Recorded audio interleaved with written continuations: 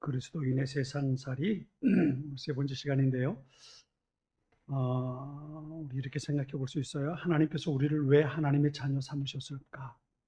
우리 그리스도인의 삶을 생각해 볼 때 두 가지 방향성을 가지고 볼 수 있어요. 하나는 부르심이죠. 부르심. 하나님께로 부르심. 에클레시아라는 말이 그런 의미죠. 교회를 의미하는 단어 에클레시아라는 말이 세상 가운데서 불러낸 사람들, 어떤 특별한 목적을 위해서 불러진 공동체, 이걸 이제 에클레시아라고 말하는데요. 그건 그 당시에 성경이 나올 신약 성경이 나올 그 당시에 일반적으로 있던 많은 공동체를 에클레시아라고 불렀어요. 요즘엔 이제 에클레시아라는 단어를 교회, 처치라는 단어나 키르케라는 독일어로 사용을 하는데요. 이 말 속에는 어떤 의미가 담겨 있냐면 하나님께서 분명한 목적을 부르셔서 하나님과 함께 있게 한 사람들, 그런 의미가 있습니다. 그러니까 하나님이 빠져버린 공동체가 아니라 하나님께서 분명한 목적을 가지고 세상으로부터 부름받아 하나님과 함께 있는 사람들, 이걸 교회라고 말하죠. 교회라고 말합니다. 그런데 문제는 뭐냐 하면 그렇게 하나님께 부름받고 하나님과 함께 있게 된 사람들, 그들에게 주어진 첫 번째가 은혜지요. 은혜. 하나님께서 그들을 부르신 것도 은혜고, 하나님께서 그들에게 은혜 주셔서 예수님이 십자가 공로로 죄사함 받게 해주시고 구원해 주시고 천국 소망을 갖고 살게 하셨단 말이죠. 근데 이게 전부가 아니라는 거예요. 부르심이라는 것은 하나님을 향한 부르심, 하나님을 향한 방향성을 가지고 있습니다. 하나님께로 부르심 받은 존재, 이게 우리의 모습이라면 또 한 가지 방향성이 있는데 그게 뭐냐면 보내심입니다. 보내심. 하나님께서 우리를 부르셨고, 그래서 하나님의 소중한 은혜를 우리에게 주시고 그 은혜를 경험하게 하시고 그 은혜 가운데 살게 하시고 그리고 보내시는 거. 어디로 보낼까요? 세상으로 보내는 거죠. 세상으로 보내는 것. 그래서 우리 그리스도인들의 목적, 하나님께서 우리를 하나님 자녀로 삼아주신 목적은 내가 하나님과 함께 거하는 이 부르심에 있는 것이 아니라 보내심에 있다는 것을 우리는 잊지 말아야 돼요. 만일에 부르심의 목적이 있다면 내가 하나님으로부터 부름받은 그 순간 하나님 우리를 데려가실 거예요.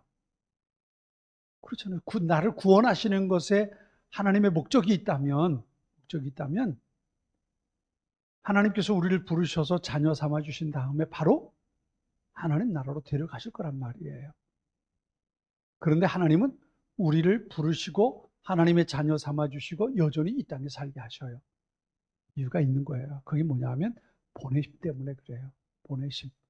하나님께서 우리에게 은혜 주셔서 우리를 불러주셨다면 은혜 받은 우리의 삶은 보내심을 받은 자의 삶으로 나타날 수 있어야 돼요. 이게 우리에게 주어진 사명입니다. 하나님께서 우리를 부르셨다면 이거 하나님의 은혜예요. 그 다음 우리를 보내시는 사건은 우리에게 주어진 사명이에요. 마태복음 5장의 산상수훈 가운데 예수님은 그렇게 말씀하셔요. 너희는 세상의 빛이고 너희는 세상의 소금이다 라고 말씀하세요. 세상의 소금이고 세상의 빛이에요. 교회 소금이나 교회 빛이 아니고 세상의 소금이고 세상의 빛이에요. 이 말은 다시 말하면 하나님께서 우리를 자녀로 불러주신 것, 이미 빛이고 소금이 되게 하셨는데 목적이 어디 있냐면 세상 속에서 소금이 되고 세상 속에서 빛이 되는 거예요. 우린 이미 하나님께서 은혜 베풀어 주셔서 빛이 됐어요. 소금이 됐어요. 이거 과거 완료형입니다. 너희는 세상의 빛이다라는 이야기, 이미 빛이라는 거예요. 빛이 되라 이게 아니에요. 우리를 하나님께서 자녀로 부르셨을 때 우리 이미 빛이 됐어요. 소금이 됐어요. 그리고 세상 속에서 그 빛을 발하고 소금의 역할을 감당하는 거예요. 그런데 우리가 그 사명을 감당하지 못하면 쓸모없는 존재가 되고 마는 거죠. 우리의 삶의 목적이 은혜 받은 자의 삶에서 사명자의 삶으로 전환될 수 있어야 돼요. 이게 바로 여러분에게 주어진 사명이기도 해요. 여러분의 일터인 직장 속에서 내가 어떻게 그리스도인으로 사명을 가지고 살아갈까? 저는 가지고 있는 그런 생각이 교회는 훈련소. 하나님의 은혜를 경험하게 하고 하나님의 부르심의 목적을 깨닫게 하고 주님의 제자로 거듭나게 하고 훈련시키는 거예요. 그런데 여러분, 군인이 훈련소에만 있으면 되겠습니까? 왜 훈련소에서 빡세게 훈련을 받아요? 자대 가서 군인답게 살라고 보내는 거잖아요. 전쟁터에 나가자고 그런지 지금 전쟁이 별로 없으니까요. 지금 별로 없으니까 훈련소에서 훈련받는 게 점점 약해져 버리는 것 같아요. 근데 만일에 생각해 보세요. 만일에 저쪽에 전쟁이 일어나고 있어요. 전투가 한창 벌어지고 있어요. 지금 여기 훈련소에서 군인들을 훈련시키고 있다고요. 그리고 훈련의 강도가 어떻겠어요? 훈련의 강도는 어마어마할 거예요. 왜?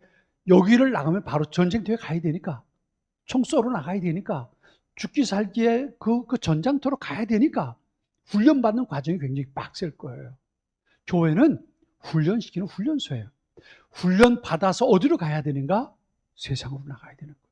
일터로, 가정으로, 이웃과의 관계 속으로, 여러분을 속한 공동체로 가야 되는 거예요. 거기서 훈련받은 모습을 가지고 살아내야 돼요. 이게 바로 보냄받은 자의 사명이에요. 그런데 많은 사람들이, 저도 목사입니다만, 또 많은 목회자들이 교인들을 교회 안에만 가두어 두는 걸 참 좋아해요. 근데 그건 바른 모습은 아니에요. 밖으로 내보내야 돼요. 교회에서 훈련하고 은혜 받고 받은 것을 가지고 세상 속에 나가서 거기서 승리하며 전쟁때 피 흘리며 싸울 수 있도록, 싸우다가 교회 돌아오면 치료해주고 위로해주고 격려해주고 다시 가! 그리고 보내주는 거예요. 진짜 생존해야 될 것은 일터예요. 일터. 사랑하는 삶의 현장이에요. 그게 세상이에요. 그리스도인의 세상살이가 그래서 중요한 겁니다. 자, 지난번에 첫 번째 시간으로, 그 전에 첫 번째는 그리스도인의 정체성에 대해서 말씀을 드렸고요. 지난주에 첫 번째 시간으로 그리스도인의 세상살이, 첫 번째 뭐라고 그랬어요? 혹시 기억하십니까? 네? 좋은 이웃되기 그랬어요. 좋은 이웃되기. 이웃에게 좋은 동맹을 맺는 것에 대해서 말씀을 드렸어요. 아브라함이 동맹을 맺었다. 좋은 이웃 되어주는 것. 이게 첫 번째예요. 그러기 위해선 내가 먼저 담을 헐어야 돼요. 내가 담을 만들어 놓고 자물쇠를 척 잠궈 놓고 좋은 이웃 된다는 건 불가능해요. 아무나 오게, 누구나 다가올 수 있도록 문을 열어줘야 돼요. 그래야 좋은 이웃이 될 수 있어요. 자, 오늘 두 번째 시간이에요. 능력을 업그레이드하라. 능력을 업그레이드하라. 제가 여러분에게 한번 물어볼게요. 시험에 들지 말고 잘 생각해야 돼요. 기도만 열심히 하면 모든 게 다 잘 된다. 맞다. 기도만 열심히 하면 다 된다. 아마 이렇게 생각해요. 요즘 이제 12월 3일이면 수능 시험을 봐요. 근데 수능 시험을 봐야 될 학생이 책은 들여다보지 않고 밤낮 금식하고 처리하면서 기도하고 있다면 그 아이가 좋은 점수 받을 수 있을까요? 없을까요? 한번은 그랬다죠. 신학교에서 시험을 보는데 한 학생이 정말 신령하게 교회에서 사역도 하고 그러면서 굉장히 바빴는가 보죠. 시험지를 받아들이니까 아무것도 답쓸 자료가 없는 거예요. 쓸 답이 없는 거예요. 그래서 거기다 뭐라고 썼냐면 하나님께서 다 아십니다. 그렇게 썼대요. 답을. 하나님께서 다 아십니다. 그런데 그걸 보고 교수님이 채점을 했는데 뭐라고 말했냐면 하나님 100점, 너는 0점 그랬다는 거예요.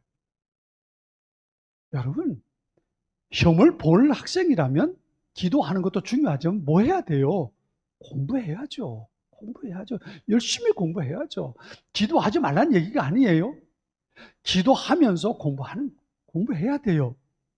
농부가 봄에 철이 돼서 다른 농부들이 밭에 나가서 들에 나가서 씨앗을 파종하고 열심히 땀 흘려 일하는데 열심히 기도만 하고 있다고 생각해 보세요. 골방에 가서 열심히 기도하고 밤새 기도하고 그러기만 한다고 생각해 보세요. 무슨 결과가 생기겠어요?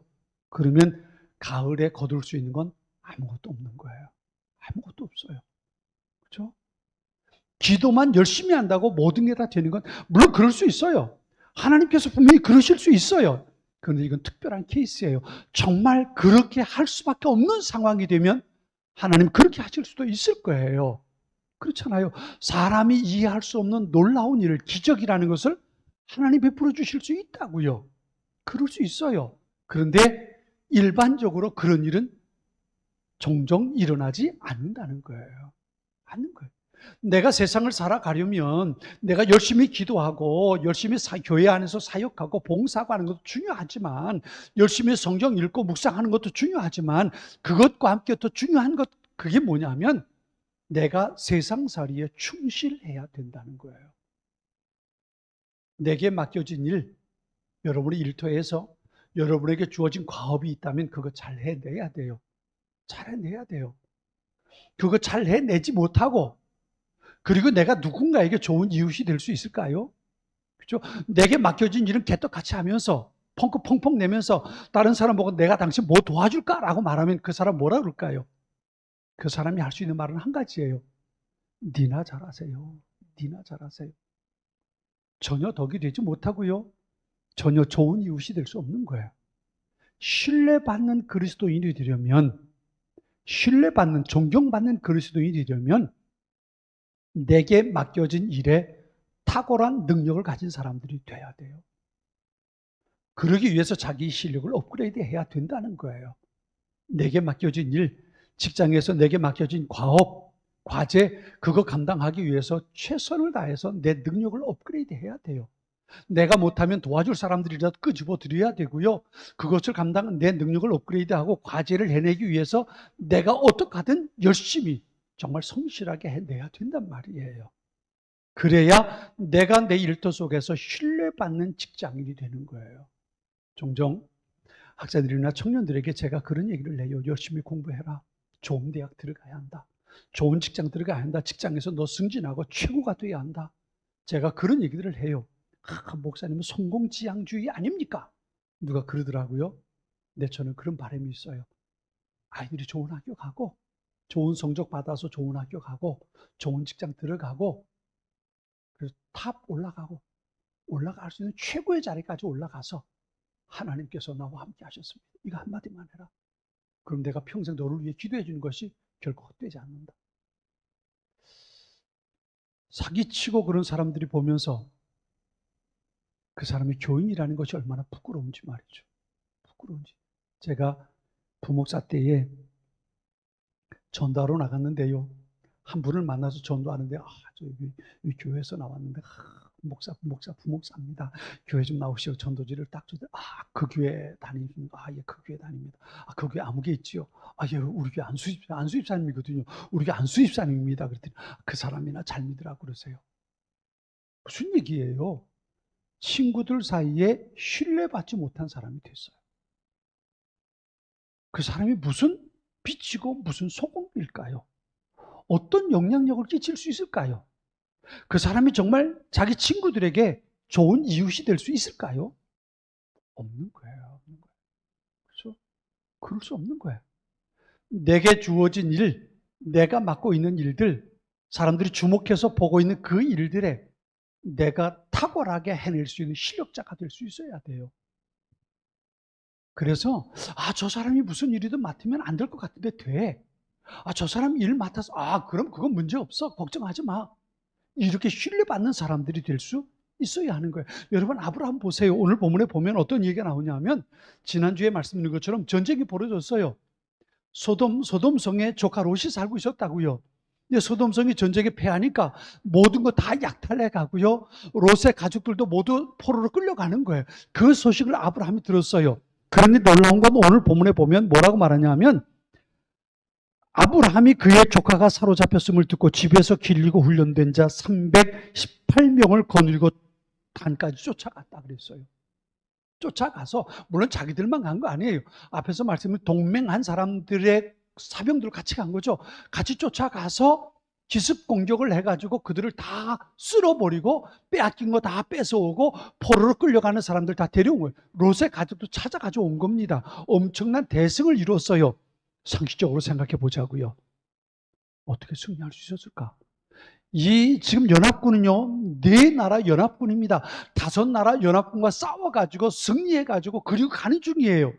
그들과 함께 사병들 데리고 나가서 승리할 수 있겠습니까? 이게 과연 상식적으로 맞는 얘기인가 말이에요. 물론 하나님의 역사하심이 그 속에 있었을 거예요. 그럼에도 불구하고 318명, 이 사람들은 아브라함이 집에서, 오늘 본문에 보니까 그랬어요. 아브라함이 집에서 길리고 훈련된 자 318명을 데리고 갔다 그랬어요. 이 사람들은 돈 주고 산 사람들이 아니에요. 자기 집에서 태어나서 먹이고 기르고 훈련시킨 사병입니다. 여기 이제 문제가 있잖아요. 왜냐하면 아브라함이 자기 집에서 군사를 318명이나 키웠다는 거예요. 빡세게 훈련시켰다는 거예요.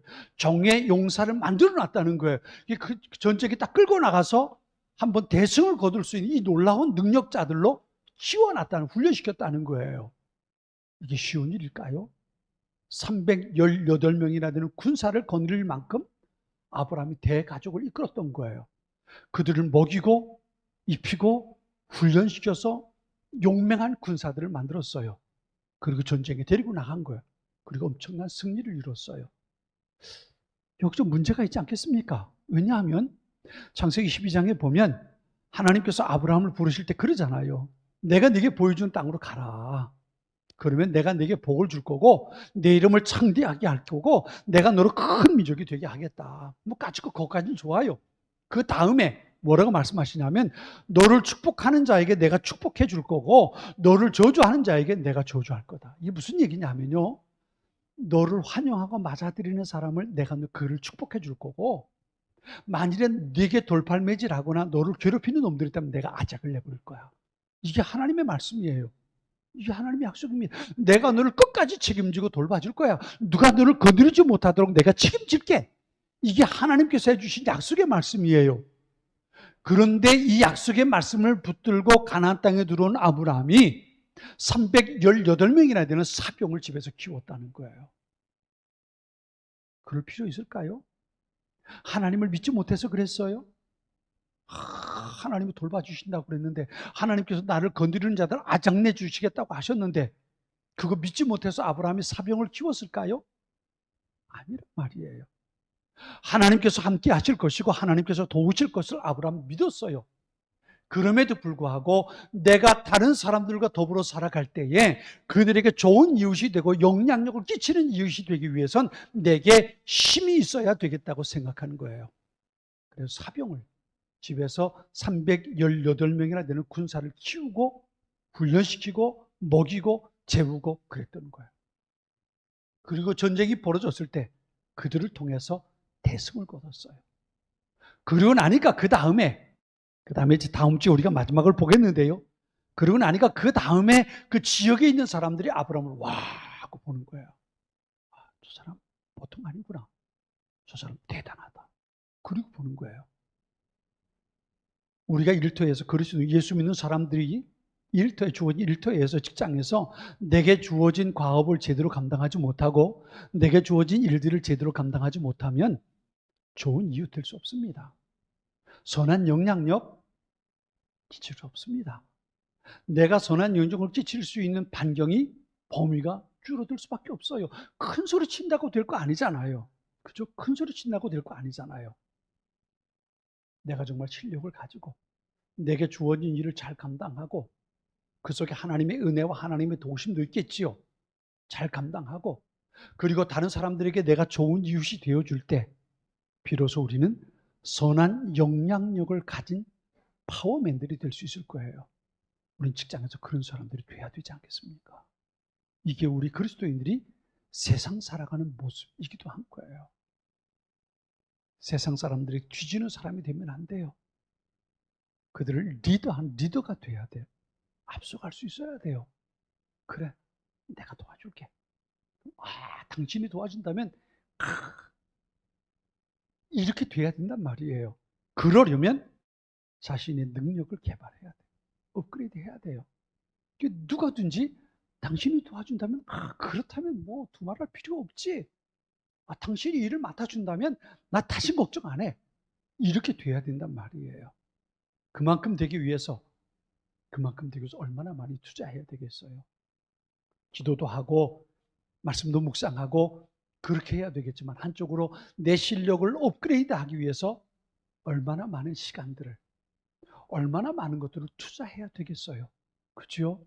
얼마나 많이 투자해야 되겠습니까? 시간을 쏟아야 되고요. 공부해야 되고요. 그렇게 나를 도와줄 수 있는 사람들을 또 만들어야 되고요.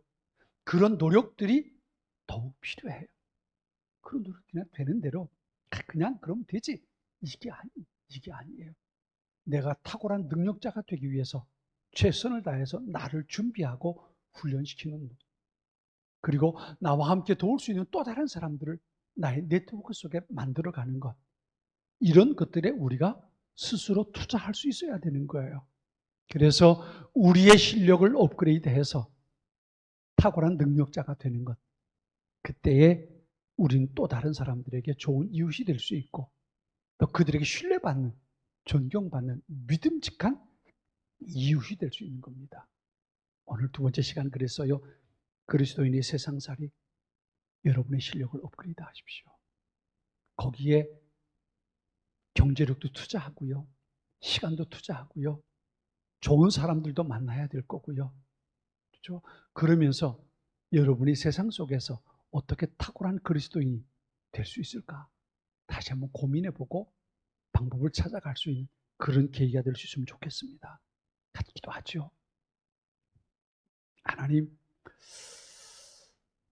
그리스도인의 세상살이 만만치만은 않습니다. 그러나 그 속에 소금과 빛으로 살아야 할, 우리가 살아가는 삶의 현장을 하나님 나라로 만들어야 할 거룩한 사명자로 부름받은 저희들, 포기하지 않도록, 낙심하지 않도록, 뒤떨어지는 자가 되지 않도록 성령 하나님, 우리 안에 뜨거운 열정을 더하여 주옵소서.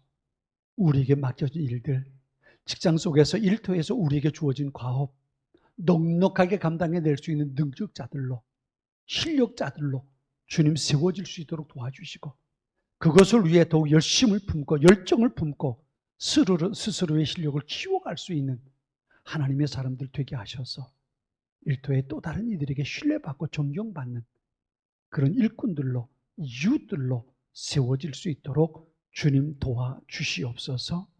예수님의 이름으로 기도드립니다. 아멘.